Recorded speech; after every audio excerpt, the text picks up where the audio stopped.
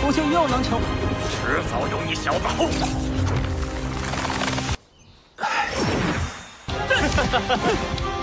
我可能比得过闪电体。闪电体。 Halo semuanya, selamat datang di Ruang Sinema. Bagaimana kabar kalian semua? Semoga selalu sehat dan baik-baik saja. Berhubung series A Record of Mortality season ketiga sudah usai, jadi untuk mengisi kosongnya jadwal pada hari ini, jadi Mimin coba cari-cari donghua. Kebetulan ada donghua yang baru saja rilis. Jadi tanpa banyak pikir, kita pilih saja ini series. Untuk seriesnya sendiri berjudul Can't Have Infinity Agreement. Untuk sinopsisnya sendiri, donghua ini menceritakan tentang seorang pemuda bernama Xiaoyun yang secara tiba-tiba dipanggil oleh para dewa ke dunia asing. Untung saja Xiaoyun tidak sendirian, ia akan dibimbing langsung oleh sistem untuk menjadi yang terkuat di dunia itu. Tanpa berlama-lama lagi, jadi lebih baik kita mulai saja alur ceritanya. Di sini kita dibawa ke sebuah benua bernama Benua Juxiao. Ini merupakan tempat tertinggi bagi para kultivator. Sejak Kaisar Kekacauan diangkat menjadi Kaisar Abadi, telah berdampak baik kepada Tanah Suci Kekacauan. Perlahan-lahan namun pasti, mereka mulai memiliki para murid yang mempunyai potensi kekuatan nomor 1 di antara 9 tempat lainnya. Semua ini mereka yakini akan mengejutkan dunia. Secara tiba-tiba saja kita pun dibawa kepada pria bernama Xiaoyun, yang merupakan karakter utama pada series ini. Saat ini dirinya sedang sparring bersama pria bernama Xi Yulong. Akan tetapi semua serangan yang Xiaoyun lancarkan tidaklah mampu menyentuh tubuh Xi Yulong. Ini terjadi karena tubuh badai petir yang ia miliki. Dengan perbedaan kekuatan sebesar itu, Xi Yulong yakin Xiaoyun tidak akan bisa mengimbangi pergerakannya. Sayang sekali Xi Yulong ini telah meremehkan kemampuan dari Xiaoyun. Karena ia bisa tahu di mana posisinya dan langsung saja melepaskan tinju kepada Xi Yulong. Ia harap Xi Yulong tidak sombong lagi kepadanya. Semua ini benar-benar membuat Xi Yulong kesal karena bagaimana bisa Xiaoyun yang hanya memiliki tubuh panah bisa mengalahkan dirinya. Karena ia masih keras kepala, Xiaoyun pun melepaskan larangan sistem yakni badai ilahi. Sistem pun mengabulkan keinginan Xiaoyun. Secara tiba-tiba saja kekuatan besar pun masuk ke dalam tubuh Xiaoyun. Pertarungan sengit pun mulai terjadi di antara mereka berdua. Dalam pertarungan ini, Xiaoyun berhasil memaksa Xi Yulong menggunakan seluruh kemampuannya.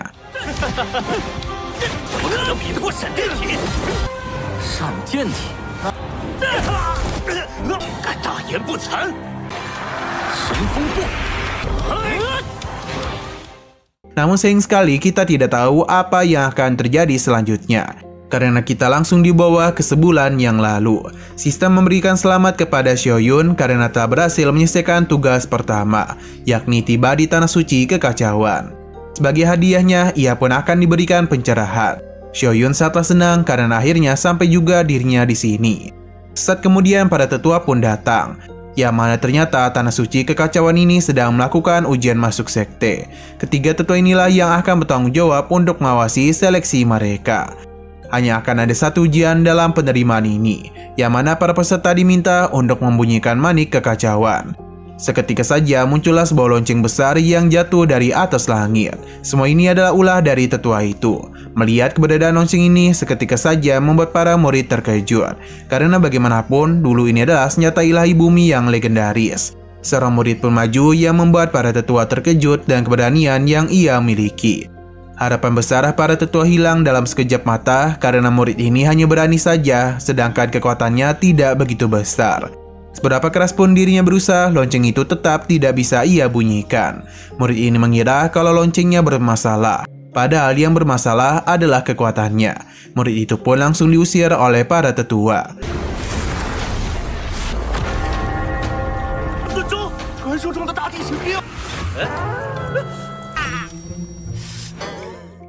Beberapa murid terus berusaha mencoba, namun tidak ada yang berhasil. Hingga ada seorang murid yang berhasil membunyikannya. Ia memang diterima, namun ditetapkan menjadi murid luar. Hal ini tentu saja membuat murid ini kesal, padahal ia sudah sangat percaya diri bisa menjadi murid dalam.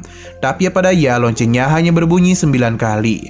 Nah, yang dinanti-nantikan akhirnya tiba juga. Kini adalah giliran dari Xiaoyun. Beberapa murid menganggap remeh kemampuannya. Tapi Xiaoyun langsung saja melakukan sesuatu, yakni menciptakan ledakan kekuatan yang begitu besar. Hal itu pun terus masuk ke dalam dirinya. Oh ya, hal yang Xiaoyun lakukan ternyata tidaklah disadari oleh semua orang, bahkan oleh para tetua sekalipun. Mereka mulai menganggap ratusan ribu murid ini telah gagal. Sampai pada akhirnya mereka pun dikejutkan dengan bunyi lonceng Natal yang diciptakan oleh Xiaoyun. Ketiga tetua ini sama-sama terkejut karena baru kali inilah mereka melihat ada yang bisa membunyikan lonceng ilahi seperti itu. Para tetua pun menjadi begitu bahagia karena tanah suci mereka memiliki murid yang berbakat.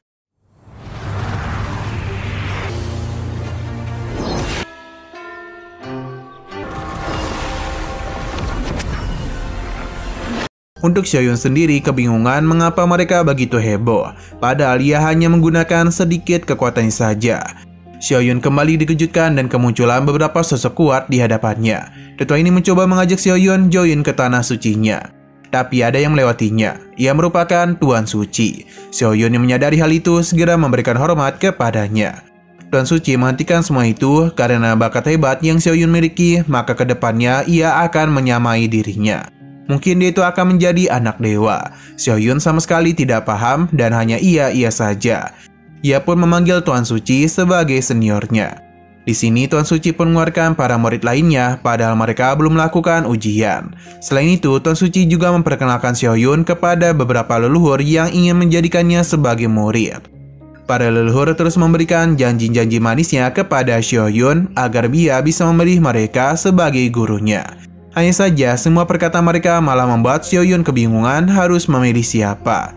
Sampai akhirnya muncullah sebuah suara yang meminta izin untuk masuk. Sosok ini bernama Fang Tian. Kedatangan itu tidaklah disukai oleh para leluhur lainnya. Karena dan tempat kecil yang Fang Tian miliki, mana mungkin anak dewa seperti Xiaoyun mau memilihnya sebagai guru. Fang Tian sama sekali tidak mempedulikan apa yang mereka katakan. Karena meskipun tempatnya kecil, namun Fang Tian telah mampu mencapai tubuh kekacauan. Melihat apa yang ada di hadapannya benar-benar membuat Xiaoyun terkejut. Berbeda dengan para leluhur lainnya, karena apa yang Fang Tian lakukan tidaklah begitu hebat. Bahkan mereka ragu ia bisa mempertahankannya. Xiaoyun akhirnya sadar kalau berlatih tidaklah semudah itu. Fang Tian merasa kalau Xiaoyun akan cocok diajari oleh dirinya. Hanya saja Tuan Suci menahan tindakannya itu, karena bagaimanapun anak dewa tidak mungkin bisa diajari olehnya. Di saat Fang Tian hendak diusir, secara mengejutkan Xiaoyun pun mulai memberitahu kalau dirinya ingin dilatih dengan Fang Tian. Keputusan ini tentu saja membuat leluhur lainnya terkejut, karena bagaimanapun Fang Tian bukanlah orang yang hebat.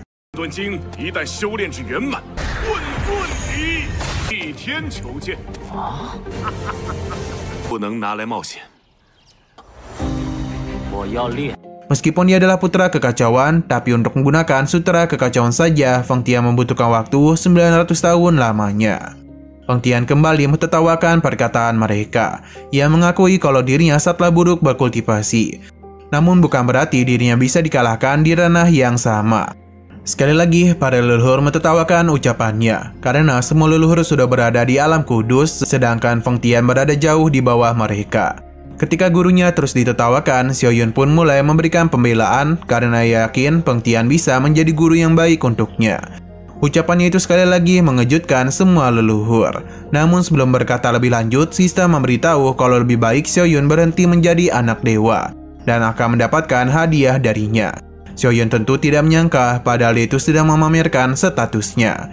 Para leluhur mencoba mengingatkan Xiaoyun, karena jika ia gagal dalam pelatihan, maka sama saja tanah suci kekacauan akan ditertawakan oleh semua orang.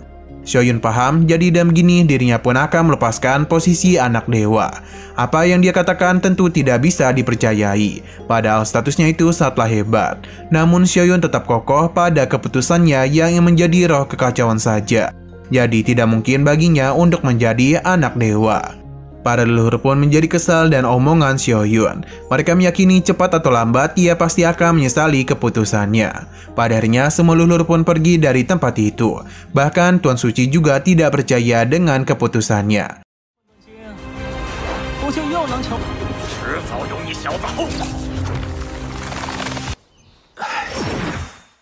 Di sini Xiaoyun segera memberikan hormat kepada Fang Tian. Sebagai seorang guru, Fang Tian menyambut baik kedatangannya. Xiaoyun penasaran apakah Fang Tian bisa membantunya membentuk tubuh kekacauan dalam kurun waktu 100 tahun. Ternyata Feng Tian tidak bisa melakukan hal itu. Bahkan dirinya membutuhkan waktu 901 tahun. Xiaoyun pun merasa kalau sistem telah salah. Setelah semua itu, Xiaoyun pun pergi bersama Feng Tian, yang mana saat ini dirinya terus menyerap kekuatan spiritual yang ada di situ. Feng Tian bertanya kepada Pu Bo akan berapa lama Xiaoyun mempelajari sutra kekacauan tingkat pertama. Jika dia ingat-ingat, dulu Feng Tian membutuhkan waktu 7 hari. Namun mereka seketika saja terkejut karena Xiaoyun itu dalam waktu yang singkat bisa memahami sutra kekacauan tingkat pertama. Apa yang dirinya lakukan itu benar-benar mengejutkan mereka berdua.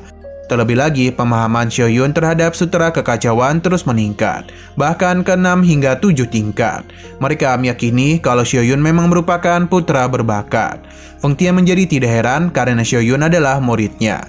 Tapi Pu Bo mengingatkan kalau ketuanya itu membutuhkan waktu 20 tahun untuk bisa mencapai tingkat yang sama.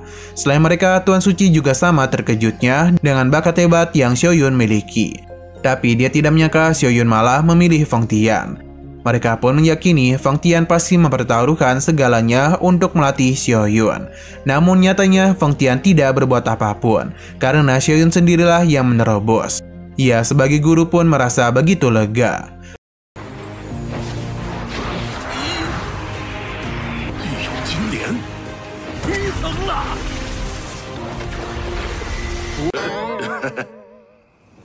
Dengan penerobosan yang dilakukan oleh Xiaoyun membuat tetua Feng Bo sedih karena ramuan yang dirinya bikin tidak ada gunanya.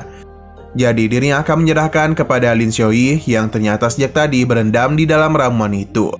Dia meminta tetuanya untuk tidak perlu khawatir karena ia telah memberikan ramuan ini kepada gadis berbakat sepertinya. Lin Xiaoyi diminta untuk diam dulu karena Xiaoyun sedang berkultivasi. Sesaat kemudian muncullah sebuah ledakan yang diciptakan oleh kekuatan Xiaoyun. Ini bahkan sempat membuat Lin Xiaoyi terpental. Melihat cahaya itu, tetua Feng Tian meyakini kalau Xiaoyun sudah berada di ranah alam pemunian tubuh ekstrim. Ia hanya melakukan semua itu dalam 1 hari saja. Ling Xiaoxi memuji apa yang dia lakukan. Tetua Feng Tian juga memberikan pujian kepadanya, karena bukan hal yang mudah untuk menaiki 9 lantai hanya dalam waktu 1 hari saja.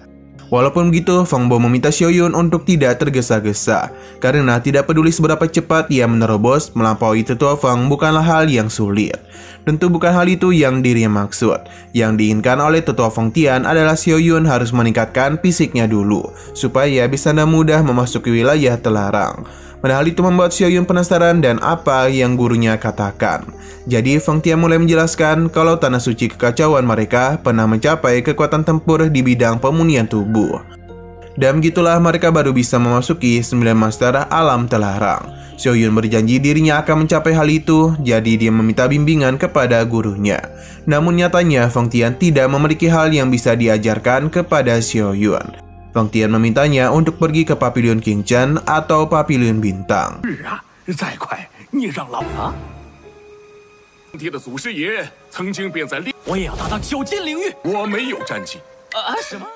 Kita lalu melihat seorang murid yang sedang menguji kekuatannya.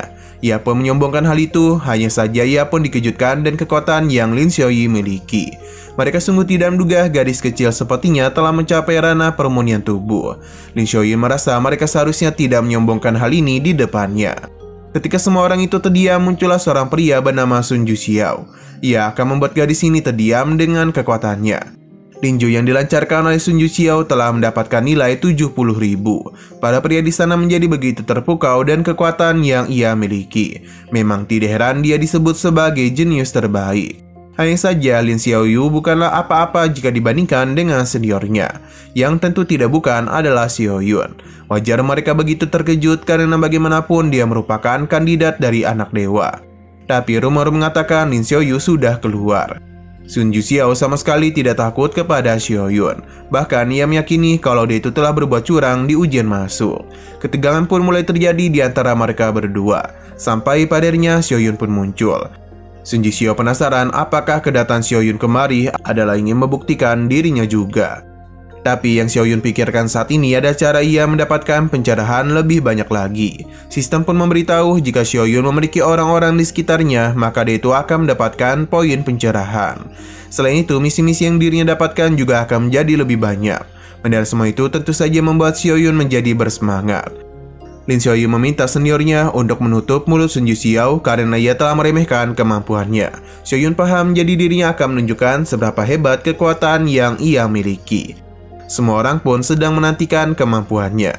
Hanya saja Xiaoyun berpura-pura lemah agar orang-orang bisa meremehkan kemampuannya. Dengan gitulah ia bisa mendapatkan poin pencerahan. Sun Jixiao meminta Xiaoyun untuk lebih serius. Namun ia langsung saja terkejut karena kekuatan Xiaoyun baru saja dinilai. 正有好痛！恭喜成功让周围的人。果然这样。 Cahaya yang begitu terang pun muncul sampai-sampai membuat para murid terkesan. Mereka penasaran bagaimana cara Xiaoyun bisa berada di ranah ini, padahal ia baru berlatih selama 1 hari saja.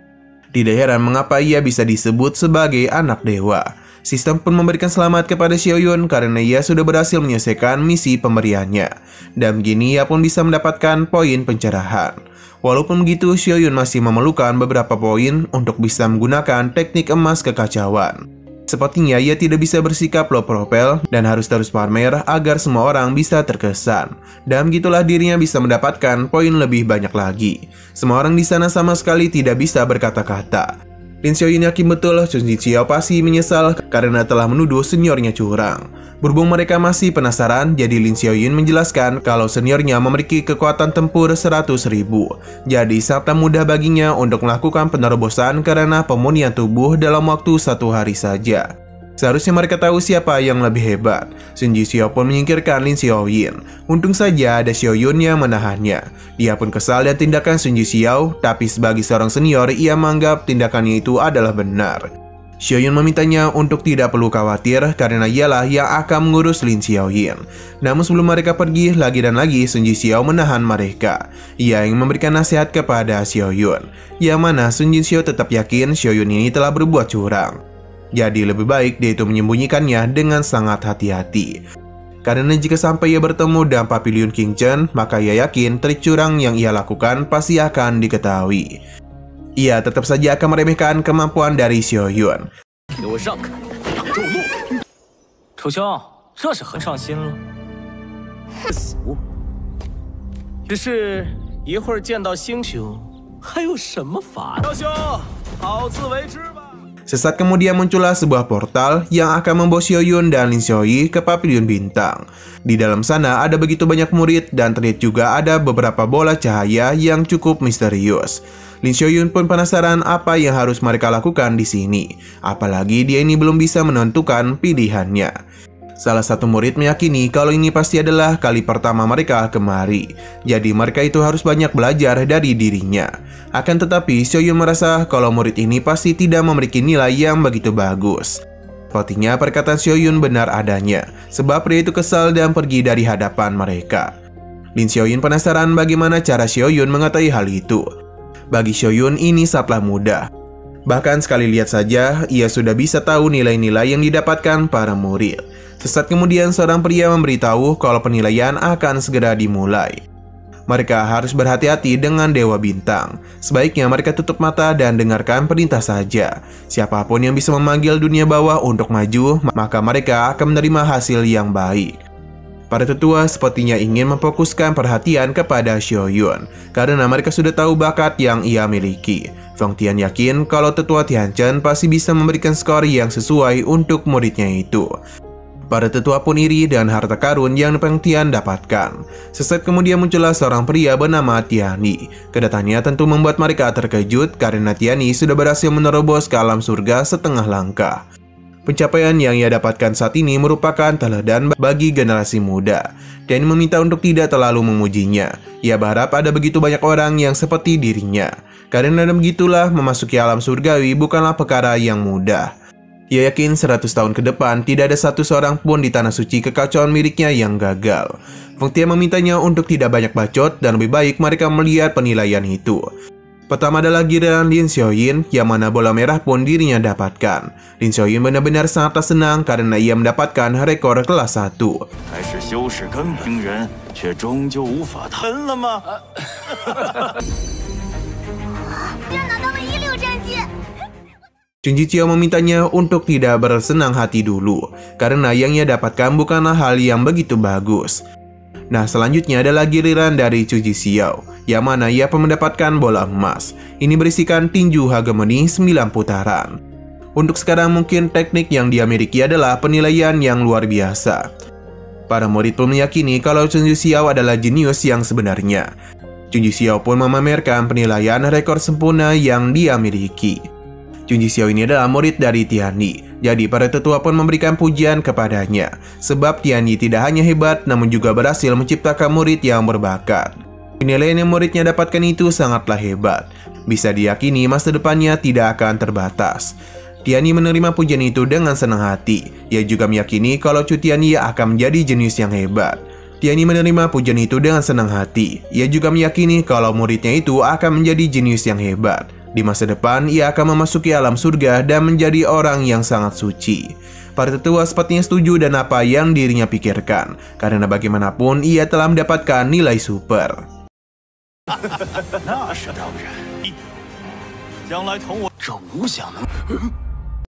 Nah, sayang sekali lagi seru-serunya, episodenya pun harus bersambung dulu. Oke, sekian dulu pada video kali ini. Untuk video selanjutnya akan segera hadir. Jadi bagi kalian yang mengikuti series ini, langsung saja klik subscribe dan aktifkan loncengnya. Terima kasih yang sudah menonton video sampai habis. Jika kalian suka pada video ini, klik like dan share ke teman-teman kalian tentang channel ini. Dan ditunggu aja kelanjutannya. Oke, sampai jumpa di video selanjutnya.